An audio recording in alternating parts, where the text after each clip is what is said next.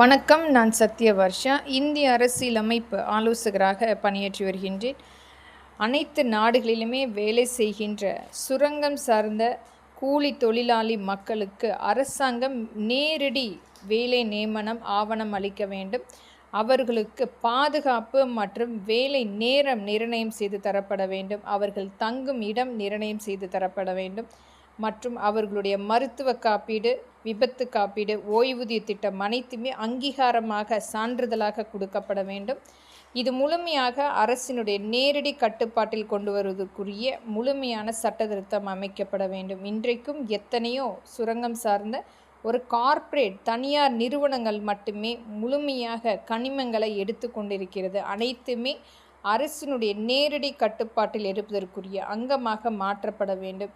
இனி வரும் காலங்களில் இது மாதிரியான கூலி தொழிலாளி மக்களை வைத்து ஒரு மிகப்பெரிய ஒரு கார்ப்பரேட் நிறுவனம் மிகப்பெரிய அளவில் பங்களிப்பு கொடுத்து கொண்டிருக்கும் அனைத்துமே தடுத்து அம்மக்களை காப்பதற்குரிய சட்ட திருத்தம் ஏற்படுத்த வேண்டும்.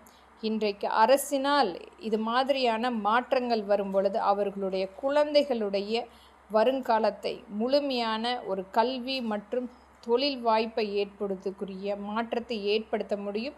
இன்றைக்கும் பெற்றோர்களோடு சேர்ந்து வேலை செய்யக்கூடிய சுரங்கத்தில் எத்தனையோ கூலி தொழிலாளி மக்களுடன் சேர்ந்து அவர்களுடைய குழந்தைகளும் வேலை செய்து கொண்டிருக்கின்றார்கள். வாழ்வாதாரத்தை இழந்து கொண்டிருக்கின்றார்கள். பசி, பட்டினி, வறுமை காரணமாக இதற்குரிய முழுமையான அங்கீகாரம் அரசினால் மட்டுமே ஏற்படுத்த வேண்டும், பரிசீலிக்கப்பட வேண்டும். அவர்களுக்குரிய வாழ்வாதாரத்தை மீட்டெடுக்கப்பட வேண்டும். நம்பிக்கையுடன் அனைத்து மக்களுடன் சேர்ந்து நானும் காத்து கொண்டிருக்கின்றேன். நன்றி, வணக்கம்.